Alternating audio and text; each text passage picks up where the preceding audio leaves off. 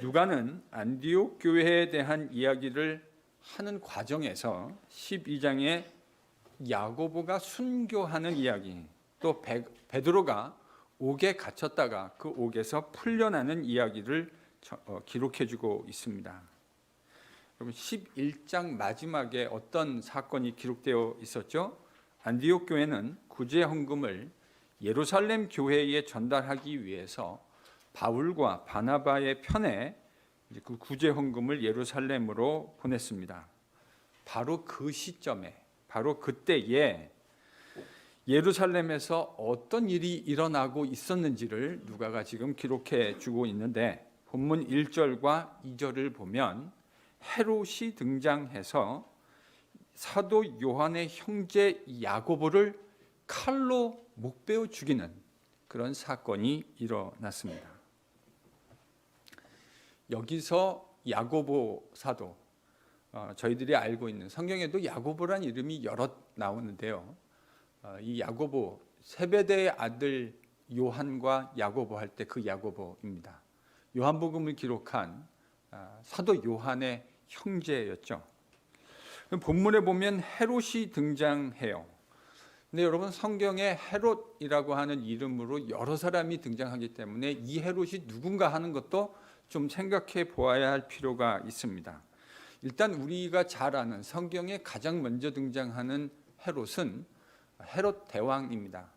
예수님이 탄생하던 바로 그 시점에 유대 지역을 통치하고 있었던 왕이 바로 헤롯 대왕이었죠.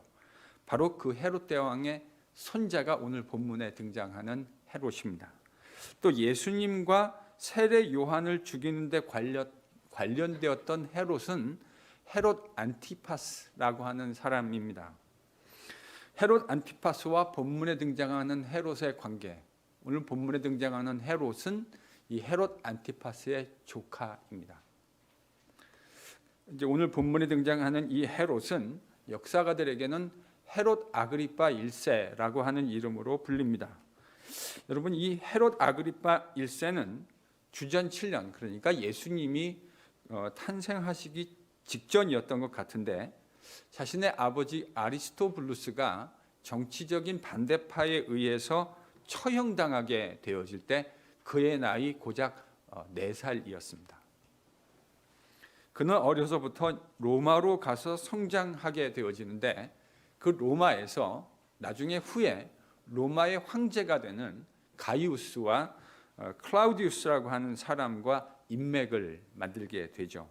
결과적으로 그가 유대 땅에서 분봉왕으로 세워지게 되는 것도 이 로마 총대 가이우스에 의해서 총독, 이 분봉왕으로 세워지게 됩니다. 그는 혈통적으로 에돔 출신이었습니다. 여러분, 에돔 출신이라는 말은 에서의 후손이라는 말입니다. 유대인들에게 에돔 출신 에서의 후손은 정말 인기 없는 사람입니다. 유대인들은 야곱의, 에서가 아닌 야곱의 후손들을 진짜 유대인이라고 생각했고, 에서의 후손, 즉 에돔 출신은 그 자체로 유대인들에게 별로 인기 없는 가문이에요. 이렇게 인기가 없는 사람일수록 더 인기에 목마를 수밖에 없는 것이 인지상정이죠. 그는 유대인들 가운데 특별히 바리새인들의 지지를 얻기 위해서 많은 정치적인 노력을 기울였습니다. 오늘 본문에서 헤롯 아그리파 1세가 야고보 사도를 죽이게 되었던 것도 바로 이런 맥락에서 이해하셔야 합니다. 왜 뜬금없이 야고보 사도를 죽였는가? 그는 정치적 감각이 탁월했던 사람입니다. 헤롯 아그리파 1세는 당시 유대교 내에서 존재하고 있었던 기독교인들, 이단으로 비춰졌거든요. 유대교 맥락에서 봤을 때 당시 기독교인들은 이단 종파에 속한 사람 정도로 비춰지고 이해되었습니다. 여러분, 정치 세계에서 이런 말이 있지 않습니까? 적의 적은 아군이다. 적의 적은 아군이다. 그러니까 이 인기 없는 헤롯 아그리파 1세가 유대인들에게 정말 인기가 없는, 유대인들이 별로 좋아하지 않는 기독교인들을 공공의 적으로 삼음으로써 유대인들에게 환심을 받고 사고 싶었던 거예요. 바로 이 목적으로 헤롯 아그리빠는 야고보 사도를 죽이려고 계획했고 그것을 실행에 옮겼습니다. 결과는 그가 계획했던 대로 흘러갔습니다. 유대인들이 헤롯 아그리빠가 야고보를 죽인 일을 기뻐한 겁니다. 이 결과에 한껏 고무되었던 아그리빠 1세는 여기서 멈추지 않았어요. 그는 이번에는 예루살렘 교회의 기둥 같은 사도라고 여김을 받았던 베드로까지 죽이려고 계획한 겁니다. 헤롯 아그리빠의 정치적 야망이 이와 같은 일들을 계획하게 한 것이죠. 예루살렘 교회 입장에서 생각해 볼까요? 스데반이 순교했습니다. 스데반이 순교한 데 이어 야고보 사도도 순교했어요. 그런데 그걸로 끝이 난 게 아니었죠. 이제는 베드로까지 체포되었고요. 죽을 날만을 기다리고 있는 상황에 처하게 됩니다. 예루살렘 교회에 소위 폭풍이 불고 있는 것입니다. 헤롯 아그리빠가 베드로를 체포한 시점도 참으로 절묘합니다. 그리고 그래서 헤롯 아그리빠는 참으로 위키드한 사람입니다. 그럼 3절을 같이 읽어보겠습니다. 3절 같이 읽습니다. 시작. 유대인들이 이 일을 기뻐하는 것을 보고 베드로도 잡으려 할세 때는 무교절 기간이라. 지금 헤롯 아그리빠가 베드로를 체포한 것이 언제라고 얘기하고 있죠? 무교절 절기요. 유대인들에게 있어서 유월절과 무교절 이 절기는 두 개가 함께 묶어져서 지내는 절기였어요. 유월절이 지나고 그 유월절 지나고 난 다음부터 7일 동안 유대인들은 누룩 넣지 않는 빵을 먹는 무교절 절기를 지냈습니다. 그래서 이전에 이제 마가복음 저희들이 공부할 때 그때도 등장했는데 이 유월절과 무교절이라는 건 유대인들에게는 하나의 절기처럼 그렇게 생각되었습니다. 지금 베드로가 유월절 즉 무교절 절기에 붙들려 있고 그때 처형당하게 될 운명에 처해 있습니다. 베드로가 이 시즌에 체포된 것 우연이 아니라고 생각합니다. 왜 그럴까요? 그것은 누가가 말해주는 아그리빠가 사도들을 죽이려 하는 동기와 연결해서 생각해 보면 분명해집니다. 여러분, 이 절기는 유월절 무교절 절기는 모세의 율법에 기록되어 있는 절기입니다. 유대인들이 예루살렘으로 순례해야 하는 절기였죠. 바로 이렇게 많은 유대인들이 예루살렘에 몰려오는 시즌에 헤롯 아그리빠가 일부러 베드로를 죽이려고 계획하고 있습니다. 왜 그렇습니까? 이 시즌에 베드로를 죽이면 더 많은 유대인들이 더 볼 수 있게 되어지고 더 많은 유대인들이 결과적으로 열광하게 될 거고 그것은 자신의 인기에 직접적으로 연결되는 이슈가 될 것이기 때문이죠. 이런 악한 의도를 가지고 헤롯 아그리빠는 야고보 사도를 이미 죽였고 이제 베드로도 유월절 시즌에 죽이려고 계획하고 있는 겁니다. 예루살렘 교회에서 가장 영향력 있는 지도자였던 베드로를 유월절 시즌 많은 유대인들이 보는 앞에서 공개 재판이라고 하는 형식을 통해 죽인다면 자신이 가지고 있는 정치적 입지가 견고해질 것이라고 하는 얄팍한 꼼수가 이 뒤에 도사리고 있었던 겁니다. 여러분, 이 일을 계획한 것이 헤롯 아그리빠 1세인데 헤롯 아그리빠가 이 일을 얼마나 주도 면밀하게 준비했는가 하는 것이 오늘 본문에서 누가가 강조해 주려고 하는 내용이라는 사실을 발견하게 돼요. 여러분 4절에서 6절을 보면 이 악한 의도를 가지고 헤롯 아그리빠가 얼마나 주도 면밀하게 준비했는가 하는 것들을 함께 읽어보겠습니다. 4절에서 본문 6절까지 함께 읽죠. 같이 읽습니다. 시작. 잡음에 옥에 가두어 군인 내식인 내 패에게 맡겨 지키고 유월절 후에 백성 앞에 끌어내고자 하더라. 이에 베드로는 옥에 갇혔고 교회는 그를 위하여 간절히 하나님께 기도하더라. 헤롯이 잡아내려고 하는 그 전날 밤에 베드로가 두 군인 틈에서 두 쇠사슬에 매여 누워 자는데 파수꾼들이 문 밖에서 옥을 지키더니 지금 이 상황을 보면 아그리빠가 베드로를 유월절이라고 하는 시즌에 지금 죽이려고 계획하고 있어요. 사실은 우리 주님도 바로 이 유월절 시즌에 죽임을 당하신 것이죠. 이 우연이 아니에요. 이 시즌에 죽이면 그것이 자신들이 얻을 수 있는 정치적 효과를 극대화할 수 있는 시점이었거든요. 헤롯 아그리빠가 지금 바로 그 포인트를 잡은 것이죠. 그러니까 그때까지는 베드로를 잡았다가 어떻게 해야 됩니까? 감옥에 잘 킵하고 있어야 돼요. 정치적으로 죽였을 때 가장 큰 효과를 얻을 수 있다고 판단되어지는 바로 그 클라이맥스에 베드로를 죽여야 되거든요. 그러니까 그때까지는 베드로를 감옥에 잘 킵하고 있어야 되는 겁니다. 그런데 그 베드로를 감옥에 킵하기 위해서 그가 행한 노력들을 보면, 조치들을 보면 정말로 기가 막힌 내용입니다. 지금 베드로 한 사람을 지키기 위해서 여러분 총 몇 명이 동원되고 있죠? 4절을 보세요. 한 개 조에 4명의 군인들이 투입됐습니다. 그리고 한 개 조가 아니라 지금 몇 개 조가 작동하고 있습니까? 4개의 조. 그러니까 지금 베드로 한 명 지키자고 군인 몇 명이 투입되어 있습니까? 16명이요. 여러분 이거는 일반적으로 어떤 죄수를 감시하는 보편적인 그림이 아니에요. 죄수 하나 지키자고 4교대로 돌아가면서 4명의, 그러니까 총 16명의 군인을 투입해서 죄수 하나를 지킨다.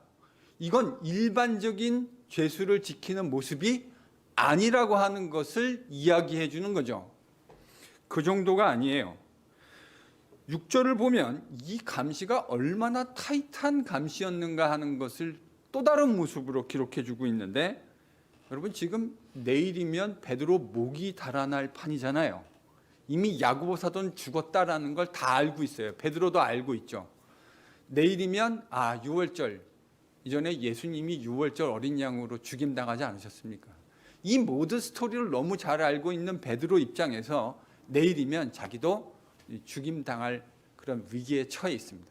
근데 베드로가 지금 뭐 하고 있죠? 6절에 베드로 뭐 하고 있습니까? 주무시고 계세요. 누가는 베드로가 잠자고 있었다. 그 옥 가운데에서 잠자고 있었다고 기록해 주었습니다.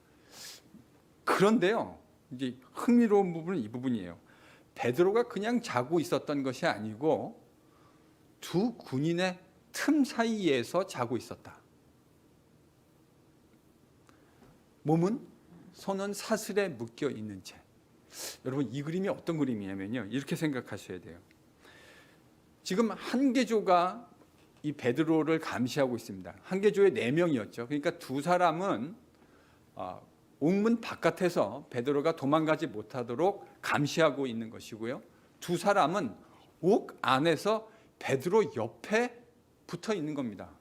근데 베드로가 지금 누워 있을 때 군인이 두 사람이 옆에 같이 있었다. 그 틈에서 잠을 잤다라는 말의 함의는 이런 뜻이에요. 지금 베드로의 손에 쇠사슬이 묶여져 있습니다. 이게 채워져 있는데요.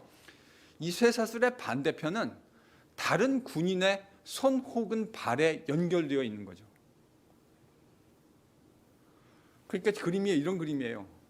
4개 조가 베드로를 계속해서 감시하고 있는데 그중에 한 개 조는 베드로를 2명이 옥 바깥에서 그를 감시하고 있고 2명은 베드로의 손과 연결된 쇠사슬에 그들의 몸을 묶어서 베드로를 감시하고 있는 거예요. 여러분 이런 거는 밀착 마크, 아주 타이트한 마크가 아닐 수 없죠. 뭘 의미하는 겁니까? 베드로가 도망가지 못하도록 할 수 있는 최대한의 타이트한 밀착 감시를 펼치고 있는 겁니다. 이게 지금 베드로를 감시하기 위해서 헤롯 아그리파 1세가 취해놓은 조치예요. 이건 이 일에 헤롯 아그리파 1세가 얼마나 많은 심혈을 기울였는가를 보여주는 대목입니다. 그러면 왜 이 정도로 헤롯 아그리파가 베드로를 타이트하게 밀착 마크하고 있었을까? 왜 이런 감시가 필요하다고 그가 생각했을까? 그것은요, 베드로가 감옥에 투옥되었던 것이 이번이 처음이 아니기 때문입니다. 사도행전에 기록된 것만 성전 주변의 감옥에 그가 갇혔던 게 이전에 2번 있었잖아요. 베드로가 오늘 이 감옥에 처음 갇힌 게 아니에요. 베드로가 이 감옥에 지난번 과거에 적어도 2번, 그러니까 성경에 기록된 것만 2번 감옥에 갇힌 일이 있었습니다. 그때 어떤 일이 일어났죠? 성령께서 베드로를 기적적인 방식으로 그 감옥으로부터 구출해 내셨습니다. 그거를 헤롯 아그리파 1세가 잘 알고 있는 거죠. 그러니까 이번에는 절대로 과거와 같은 일들이 일어나지 못하게끔 하기 위해서 이런 조치를 취해 놓은 거죠. 이게 지금요, 이 본문 베드로의 투옥과 관련되어진, 그리고 그를 밀착 마크하게 되어진 배경 이야기입니다. 전에 베드로가 기적적으로 풀려났던 걸 알고 있었던 아그리파가 베드로를 완전히 타이트하게 밀착 마크해서 맨투맨으로 감시하도록 조치를 취하는 겁니다. 이제 베드로를 명절의 클라이맥스까지 기다렸다가 효과적인 타이밍에 그를 죽여야 하는데, 그때까지 그가 그런 과거와 같은 모습으로 도망가지 못하도록 하기 위해서 이런 아주 구체적인 계획을 세워놓고 실행한 거죠. 여러분, 이러한 묘사를 통해서 누가가 지금 강조하려고 하는 것, 뭘 강조하고 싶은 걸까요? 이제요, 인간적인 방법으로는 베드로를 구해낼 수 있는 가능성이 거의 없다고 하는 것을 시사하는 겁니다. 사계조로 죄수 하나를, 그러니까 아마도 이 상황은요, 지금 이 베드로가 혼자 감옥에 독방에 갇혀 있었을 거라고 추론할 수 있어요. 그 죄수 하나 지키기 위해서 군인 16이 동원돼서 그들은 딱 하나의 임무만을 받았어요. 베드로가 도망가지 못하도록 타이트하게 밀착 마크하고 감시해라. 네개조가 계속 돌아가면서 베드로를 감시하고, 심지어는 군인 2사람은 상시 베드로 옆에서 쇠사슬을 함께 묶어가지고 베드로가 도망갈 수 없게끔 이렇게 해놓은 거죠. 경험상 이런 식으로 하면요, 도망갈 수 있는 방법은 없어요. 여러분, 이래가지고 죄수가 어떻게 도망갈 수 있겠습니까? 인간적 상식과 인간적 방법으로 도망갈 수 있는 일이 가능성이 전혀 없는 상황, 바로 이 상황에서 주님이 역사하시기 시작합니다. 여러분, 7절을 같이 읽겠습니다. 7절 함께 읽죠. 시작. 호련히 주의 사자가 나타남에 옥중에 광채가 빛나며 또 베드로의 옆구리를 쳐 깨워 이르되 급히 일어나라 하니 쇠사슬이 그 손에서 벗어지더라. 지금요, 상황이 인간적인 관점과 인간적인 방법으로는 베드로가 옥에서 나올 수 있는 가능성은 없어요. 이건 없다고 봐야 상식적이죠. 그런데 바로 이 타이밍에 주님께서 역사하시기 시작합니다. 오늘 본문 개역개정은 호련히라고 하는 부사로 본문을 시작합니다. 근데 원문을 보면요, 누가가 기록해놓은 이 원문을 보면 호련이라고 하는 부사는 등장하지 않아요. 어떻게 보면 이제 의역을 해놓은 건데, 이 호련이라고 하는 부사가 원문에는 등장하지 않아요. 도리어 누가가 쓴 원문에는 이두라고 하는 감탄사로 시작합니다. 이두. 신약 성경에서 이 이두라고 하는 감탄사가 총 200번 사용됩니다. 정확하게 딱 200번 사용되어지는데요. 어떨 때 쓰이냐? 저자가 어떤 이야기를 전개할 때 독자들의 그 집중력을 환기시키기 위해서 자기가 지금 하려는 이야기에 좀 드라마틱한 이야기를 그 이야기에 독자들의 관심을 집중시키려 할 때 이두라고 하는 말로 시작합니다. 영어로는 behold라고 번역할 수 있고요. 굳이 우리말로 이것을 번역한다면 보라 정도로 번역하면 괜찮을 듯 싶습니다. 호련히라는 번역은 조금 마음에 드는 번역은 아니에요. 그러니까요, 지금 누가는 어떤 이야기를 하고 있는 거냐면 인간적으로 볼 때 아무런 가능성, 지금 6절까지 해놓은 이야기를 보면 베드로가 감옥에서 풀려날 가능성은 거의 제로에 가깝습니다 라고 이야기해 놓고 7절을 무슨 말로 시작했냐면 이두 보라. 인간적으로 아무런 가능성이 없어 보이는 그 순간에 하나님께서, 주님께서 역사하시기 시작합니다. 그의 천사를 보내셔서 베드로, 자고 있던 베드로의 옆구리를 칩니다. 그를 급히 깨워 일어나라 명령합니다. 그 순간 그의 손에 채워져 있었던 쇠사슬이 벗겨졌습니다. 여러분 상상해 보세요. 이 쇠사슬이 지금 베드로에게만 채워져 있는 것이 아니라 옆에 같이 있는 군인들에게도 채워져 있었다 그랬잖아요. 베드로가 자고 있었던 것으로 봐서 아마 이 군인들도 잠을 자고 있었을 가능성이 매우 높겠죠. 손에 베드로의 쇠사슬이 묶여져 있으니 여러분 어떻게 도망갈 수 있겠습니까? 그런데 주의 천사가 그의 손에 묶여있던 쇠사슬을 풀어버렸습니다. 베드로는 천사의 명령대로 신을 신고 외투를 입습니다. 그리고 주의 천사는 자신을 따라오라고 명령합니다. 베드로는 천사가 하는 모든 명령에 그대로 순종하면서도 이것이 생시가 아니라 환상이라고 생각하고 있었습니다. 왜 그랬을까? 아마도 베드로가 지금 깊은 잠을 자고 있었던 것 같아요. 우리가 자다가 금방 일어나면 정신이 바로 들어오는 건 아니지 않습니까? 베드로가 지금 약간 비몽사몽 이런 그런 느낌이었을 것 같아요. 또 베드로가 실제로 환상을 본 것이 경험했던 일이 있잖아요. 오늘 이것이 처음이 아니잖아요. 그는 환상을 봤던 과거의 경험도 있어요. 그래서 베드로는 이렇게 생각한 거예요. 아, 이게 지금 현실이 아니라 내가 또 다른 환상을 하나 보고 있구나라고 생각하고 있었습니다. 첫째 그리고 둘째 파수꾼을 지나서 시내로 관통하게 되어지는 쇠철문 앞에 이르렀어요.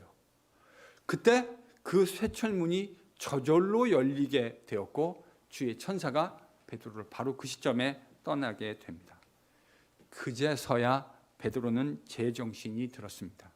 그리고 이 일이 환상이 아니라 자신에게 실제로 일어나고 있는 일이며 주의 손이 자신을 헤롯과 유대인들의 그 위협으로부터 건져내셨다고 하는 사실을 깨닫게 된 겁니다. 여러분, 이 모든 일은 헤롯 아그리빠의 매우 사악한 정치적 야망 때문에 시작된 일입니다. 야고보 사도가 죽어야 할 죄를 지은 게 아니잖아요. 아그리빠는 자신의 야망을 위해서 야고보를 희생양으로 삼은 겁니다. 베드로도 지금 정확하게 같은 위험에 처해 있는 것이죠. 그런데 하나님이 베드로를 기적적인 방식으로 위험으로부터 건져내십니다. 우린 이 시점에서요, 한 가지 좀 질문을 던져야 할 것 같아요. 지금 주의 성령께서, 주님께서 이 베드로 사도를 인간적인 가능성이 없는, 그 가능성이 거의 없는 상황 속에서 베드로를 위험에서 구출해 주셨던 것처럼 주의 사도였던 야고보도 구출해 주실 수 있지 않았을까? 왜 야고보는 이 잔혹한 헤롯 아그리빠의 칼날에 무참하게 죽도록 내어버려 두시고 왜 베드로만 구출해 주셨을까 하는 질문을 이 성경을 읽으면서 마음속에 가지게 돼요. 저는 이 본문 읽을 때요, 그런 마음이 들어요. 물론 우리는 이 질문에 대해서 완벽히 이해될 수 있는 아주 그 만족스러운 대답을 얻기는 참 어렵습니다. 왜 하나님은 야고보는 죽도록 내어버려 두셨고 베드로는 살려주셨을까? 이 질문에 대해서 진짜 마음에서 확 시원하게 동의되는 그런 대답을 얻기는 참 어려워요. 근데 한 가지 분명히 말할 수 있는 건 있어요. 이 일이 절대로 실수하지 않으시는 하나님의 절대적인 주권 아래에 있는 일이라고 하는 이 하나 한 가지 사실만큼은 우리가 분명하게 인정할 수 있죠. 그때 왜 야고보는 죽게 내버려 두셨고 베드로를 살려주셨는가라고 하는 건 우리가 주님 다시 오시는, 그래서 완성되어지는 하나님 나라에서 주님께 여쭈어볼 수 있는 질문일 거라고 생각합니다. 저는 그때 주님이 우리에게 그래서 그렇구나 하고 이해할 수 있도록 잘 대답해 주실 것이라고 생각합니다. 한 가지 분명한 것, 주님의 주권에 속하지 않은 것이 없고 이 일도 틀림없이 주님의 주권 아래 있는 것이 분명합니다. 인간적으로 아무런 가능성이 없는 상황이었지만 하나님은 당신의 전능하신 능력으로 베드로를 위험으로부터 구출해 내셨습니다. 살다 보면 개인이나 공동체나 우리의 힘으로 감당할 수 없는 일들을 겪어갈 때가 있습니다. 여러분, 우리 인생도 그렇고 우리 공동체도 그렇고 어디서나 다 마찬가지죠. 우리가 가지고 있는 힘만으로 감당해낼 수 없는 일들을 겪어갈 때가 있습니다. 아무리 생각해보고 고민하고 정말 머리털을 쥐어잡으면서 심각한 고민을 해보아도 딱히 뾰족한 답이 없을 때가 참 있는 것 같아요. 내 경험, 내가 가지고 있는 상식, 그것으로 판단해 보았을 때 이제는 끝난 거구나. 더 이상은 기대하고 소망할 수 있는 것이 없구나. 이런 생각을 할 때가 있습니다. 지금 베드로가 처한 상황을 우리가 결과를 알지 못하고 읽는다면 지금 딱 그런 상황 아닙니까? 야고보는 이미 죽었죠?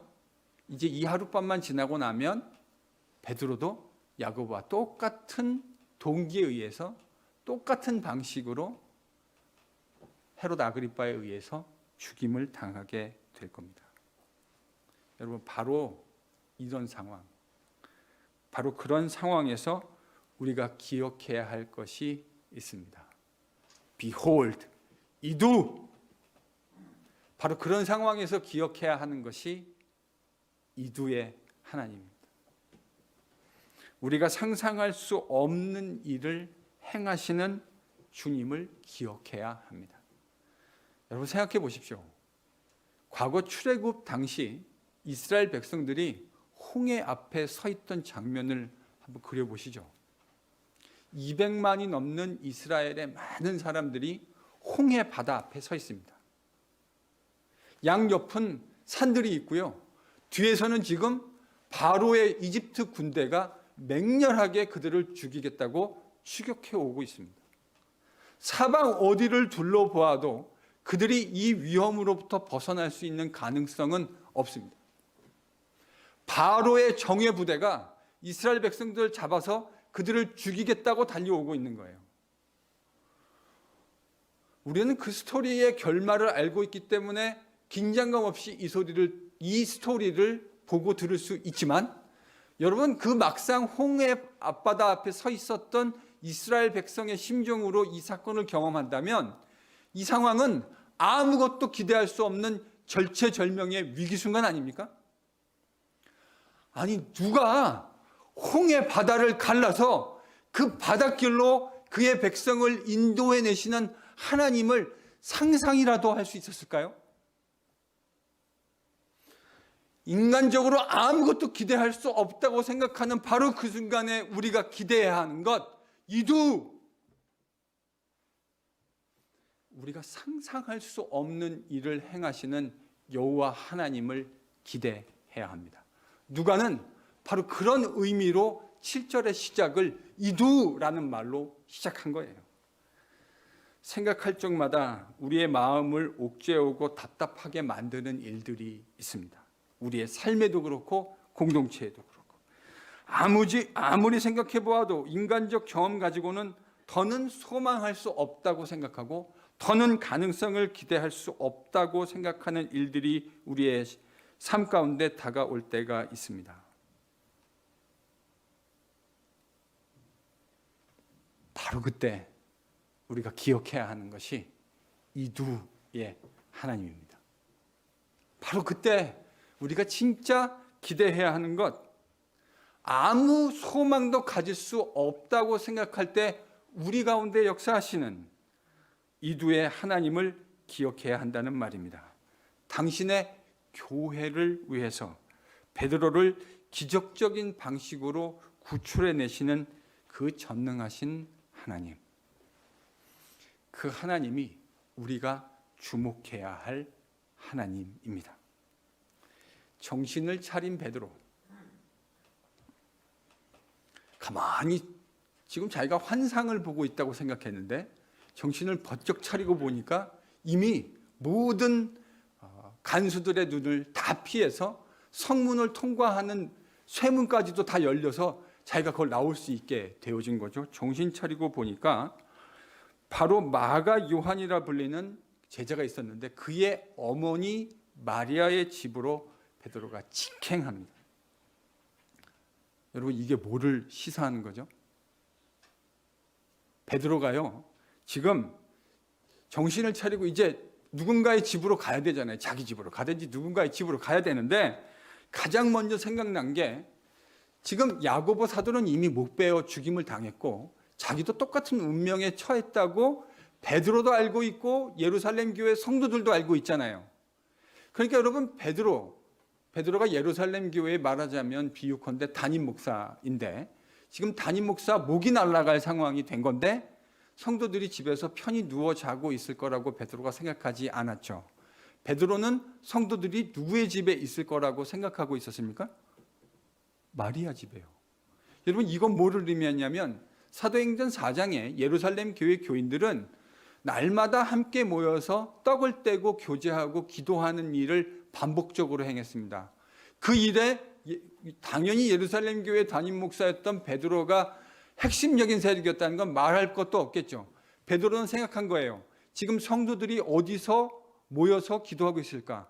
그랬을 때 그의 마음속에 가장 먼저 떠오른 집이 마가 요한의 어머니 마리아의 집이었습니다. 왜냐하면 그곳에서 그들은 습관적으로 만나서 교제하고 기도하는 일들을 반복적으로 했던 것이기 때문이죠. 그 밤에도 그들은 베드로가 생각했던 대로 정말 마리아의 집에 모여서 온 교회가 베드로를 위해서 간절히 기도했습니다. 그런데 베드로가 지금 그 마리아의 집 앞에 나타나서 문을 두드린 겁니다.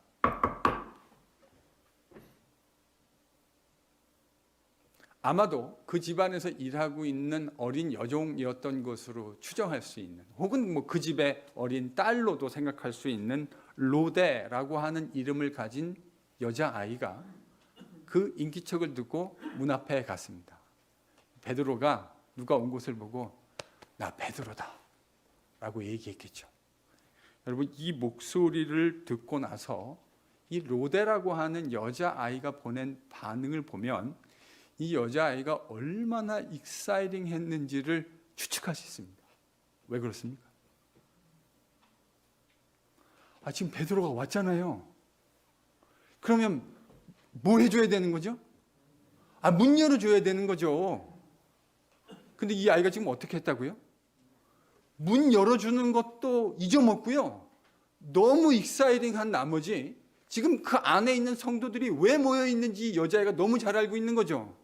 베드로가 저 위협으로부터 구출받기를 위해서 성도들이 간절히 기도했는데 그 베드로 목사님이 지금 문 앞에서 나다, 베드로다. 이 이야기를 듣자마자 얼마나 이 여자아이가 익사이팅했고 흥분했던지 문 열어주는 것도 까먹고 그 안에 달려 들어간 겁니다. 그리고는 베드로 목사님이 왔습니다. 여러분, 이 이야기를 듣고 안에 있던 성도들의 반응이 뭐죠? 성도들이 뭐라고 반응한다고요? 네가 미쳤다. 여자아이가 아니라고, 정말이라고. 베드로 목사님 저 앞에 와 계십니다. 그랬더니 그 안에 있던 성도들이 그건 베드로가 아니라 베드로의 천사가 와 있는 것이다. 여러분, 이 말은 무슨 말이냐면요, 이 성도들이 지금 베드로가 죽었다고 생각한 겁니다.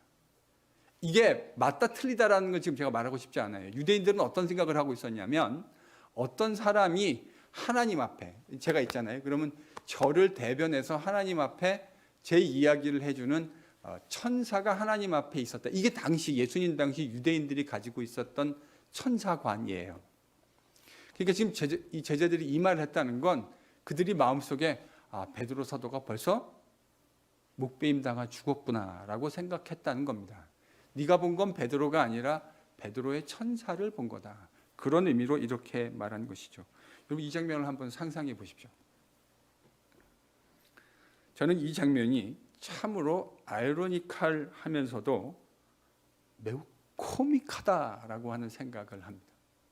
이 장면은 정말 아이러니컬하면서 동시에 코믹해요. 왜 그렇죠? 이들이 지금 뭘 위해서 기도하고 있었다고요? 아까 5절에 그랬잖아요. 베드로가 투옥되어 있고 온 교회가 베드로를 위해서 간절히 기도했다. 그렇게 누가가 기록해 놓았잖아요. 뭘 위해서 기도했을까요? 우리 베드로 목사님 용맹하게 순교할 수 있도록 은혜를 더하여 주옵소서, 그렇게 기도했을까요? 물론 그것도 성도들이 할 수 있는 기도의 내용 가운데 하나일 수 있을 겁니다. 근데 저는 그 당시 성도였으면 저는 그렇게 기도했을 것 같아요. 하나님, 우리 베드로 사도, 우리 베드로 목사님 구해 주십시오. 여러분, 이렇게 기도하지 않았을까요? 아니, 지금 그걸 위해서 기도하고 있었어요. 근데 베드로가 풀려났다는 이야기를 들었다고 한다면 여러분, 이거에 대한 가장 자연스러운 반응, 어떤 반응이어야 되죠? 과연 하나님이 우리 기도를 들으셨구나. 하나님이 우리의 간절한 기도를 들으시고 베드로 사도를 구해 주셨구나라고 그들이 하나님의 이름을 찬양하는 이런 모습이 아주 자연스러울 것이라고 생각하는데, 정작 기도했던 성도들은 자신들이 기도했던 일이 일어나고 있는데 그 일을 믿지 못합니다. 그러니까 참 아이러니컬하면서도 동시에 전 좀 코믹한 것 같기도 해요, 이 상황이. 근데 가만히 묵상해 보면 이 예루살렘 교회 성도들의 모습뿐만 아니라 우리도 이런 모습으로 살 때가 종종 있는 것 같아요. 열심히 기도해 놓고 그 기도의 결과에 대해서 기대하지 않는 모습으로 살아갈 때가 여러분 정직하게 있지 않습니까? 열심히 기도나 하지 말든지 기도를 해놓고 하나님이 그것을 응답해 주시리라는 기대감조차도 가지지 않는 모습으로 살아갈 때가 종종 있는 것 같아요. 물론 우스갯소리라고 생각하지만 어떤 한 이민교회 성도가 하나님께 끈질기게 기도했대요. 기도의 제목은 하나님 복권 당첨되게 해주세요. 잭팟 한번 터지게 해주세요. 그렇게 기도하고 매일같이 하나님께 복권 당첨되게 기도했다는 거예요. 그랬더니 어느 날 하나님이 나타나셔서 그 성도에게 그렇게 말씀하시더래요. 야, 너 좀 복권이나 사면서 기도해라. 물론 우스갯소리였을 것이라고 생각합니다. 아니, 기도를 하면 기대하고 복권이나 사든가요? 복권은 사지도 않으면서 맨날 복권 당첨되게 해달라고 기도하는 거예요. 저는 본문에 등장하는 성도들의 그 반응이라고 하는 관점에서 생각해 봤을 때 이 성도들의 기도가 훌륭한 믿음의 기도라는 생각은 좀 하기 어렵습니다. 저는 이들의 기도가 아주 훌륭한 믿음의 기도였다고 생각하지는 않아요. 물론 하나님은 히브리서가 얘기하는 대로 그에게 나아간 자는 그가 계신 것과 또 자기를 찾는 이들에게 그렇게 기도하는, 믿음으로 기도하는 일을 기뻐하시는 그런 하나님이신 걸 알아야 되겠죠. 믿음 없이 하나님을 기쁘게 할 수 없다라는 것 알아야 되겠죠. 그래서 믿음의 기도가 하나님을 정말로 기쁘시게 한다고 하는 것을 분명히 믿습니다. 그러나 저는 성도들의 기도가 꼭 훌륭한 기도여야만 하나님이 응답하시는 건 아니라고 생각해요. 말할 것도 없이 훌륭한 믿음의 기도 하나님이 기뻐하시며 그 기도를 응답해 주신다는 것 분명히 믿습니다. 그러나 우리의 기도가 비록 연약하고 부족하다고 하더라도 하나님께서 그 기도를 들어 응답해 주신다는 생각을 오늘 본문을 통해서 하지 않을 수가 없어요. 우리처럼 부족하고 연약한 기도라 할지라도 하나님이 그 기도를 들으십니다. 그런데 여러분, 이렇게 부족한 기도임에 틀림없잖아요. 연약한 기도라는 거 맞잖아요. 그것이 누가가 오늘 본문에서 말하려고 하는 내용이죠. 그런데 오히려 그래서 저는 이 이야기가 더욱 역설적인 것 같아요. 여러분, 나중에 이 마리아의 집에 모여 있었던 성도들 후에 이 일을 다 겪고 난 다음에 만약에 우리가 그 교회 성도들이었다고 한다면 이 일을 겪고 난 다음에 여러분 이 이야기를 우리들이 같이 식사하거나 교회로서 교제하면서 이 이야기를 할 수 있는 기회들이 있지 않았겠습니까? 여러분 이 이야기를 그 성도들이 하면서 어떤 감정과 어떤 마음을 느끼게 됐을 거라고 생각하세요?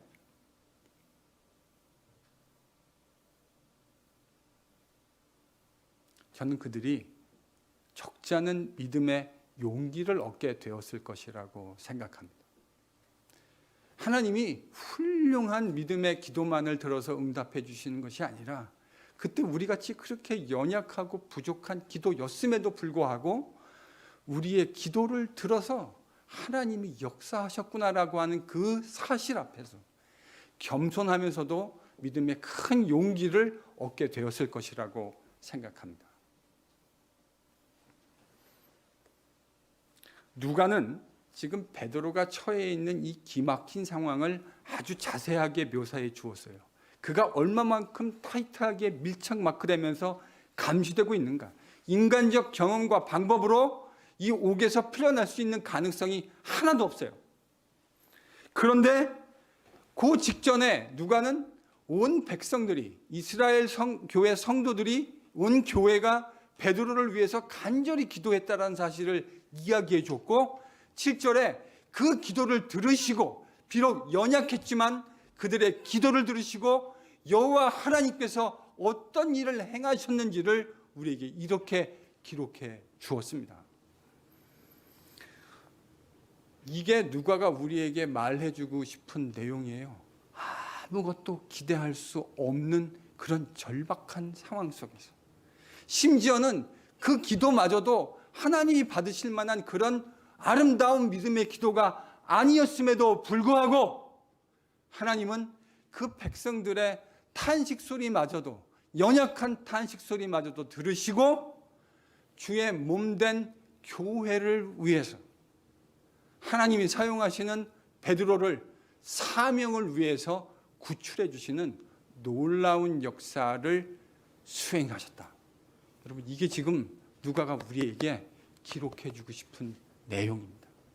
그것이 그 계획이 아무리 철두철미하고 그 계획이 헤롯 아그리빠라고 하는 왕이 베드로를 죽이려고 하는 그 일일지라도 여호와 하나님이 원하시면 하나님이 그의 백성들의 연약한 기도를 들으시고 하나님의 역사를 이루어내셨다는 사실을 그의 백성들이 사도행전 12장을 읽을 때마다 묵상할 수 있도록 그렇게 은혜를 베풀어 주신 겁니다.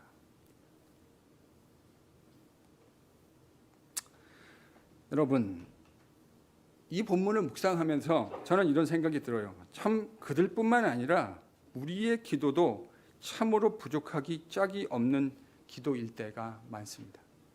주님 기뻐하시는 용사의 믿음의 기도가 아닐 때가 많은 것 같아요. 그 기도의 결과를 알지 못하고 더 덜덜덜 떨면서 내가 서 있는 폭풍 앞에서 떨면서 주님 앞에 믿음 없이 기도할 때도 적지 않이 있는 것 같습니다.